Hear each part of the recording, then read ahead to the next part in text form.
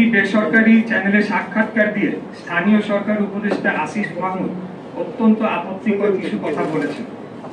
আসিফ বলেছে, বিএনপির এক নেতার ইন্ধনে ইশরাকের আন্দোলন হয়েছে। এই বক্তব্যের মধ্য দিয়ে হাজার হাজার ঢাকার ভোটারদের চরম অপমান করা হয়েছে। ঝড় বৃষ্টি তীব্র রোদ উপেক্ষা করে দিনের পর দিন শারীরিক ও মানসিক পরিশ্রম করে আন্দোলন করা ঢাকার এই জনগোষ্ঠীকে এই একটি বাক্য উচ্চারণের মধ্য দিয়ে নাগরিক থেকে পশুর মর্যাদায় নিয়ে যাওয়া হয়েছে। এটার জন্য তাকে অবশ্যই নাগরিকদের কাছে ক্ষমা চাইতে হবে। দ্বিতীয়, আসিফ আরেকটা কথা বলেছে, ইশরাককে মিসগাইড করা হয়েছে। এই বক্তব্যের মধ্য দিয়ে তিনি ঔদ্ধত্যপূর্ণ আচরণ করেছেন। তিনি অন্যদের চেয়ে নিজেকে শ্রেষ্ঠ এবং আমাকে ব্যক্তিগতভাবে চরমভাবে হেয় করেছেন। আমাদের ঢাকা নগরবাসীর স্বতঃস্ফূর্ত এই আন্দোলনকে এইভাবে অপমান করার বিরুদ্ধে তীব্র নিন্দা ও প্রতিবাদ জানাচ্ছি। ঢাকার অধিবাসীদের প্রতি চরম অবমাননা করে এই বক্তব্যের জন্য তাকে ক্ষমা চাওয়ার দাবি জানাচ্ছি। আসিফ আরো বলেন, আমাকে তার নির্বাচনী এলাকা কুমিল্লার একটি উপজেলার জনৈক বিএনপি নেতা, আমি নাম উল্লেখ করছি না, প্ররোচনা দিয়েছেন। এই আন্দোলনে অর্থ ও লজিস্টিক্স দিয়েছেন এবং তার কাছে নাকি প্রমাণ রয়েছে। এই প্রমাণ তিনি জাতির সামনে তুলে ধরবেন, অন্যথায় তাকে প্রকাশ্যে ক্ষমা চাইতে হবে। এখানেই তিনি থেমে থাকেন নাই।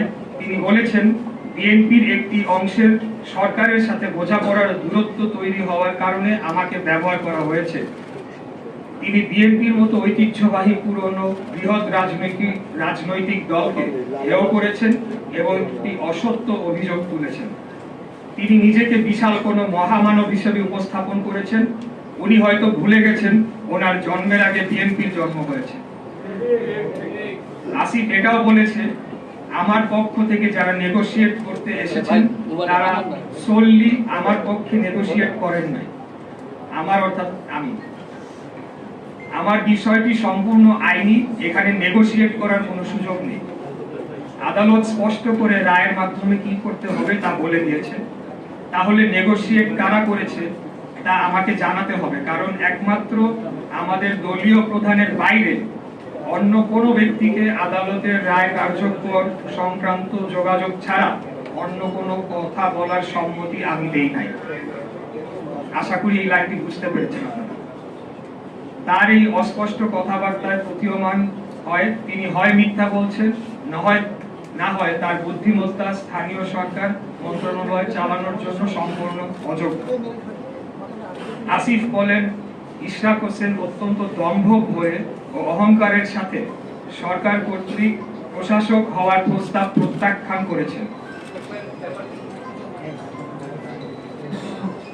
বরঞ্চ বিনয়ের সাথে এটি প্রত্যাখ্যান করার কারণ হিসাবে বলতে হবে, একজন বৈধ নির্বাচিত জনপ্রতিনিধি ও রাজনীতিবিদের জন্য এই প্রস্তাব অপমানজনক।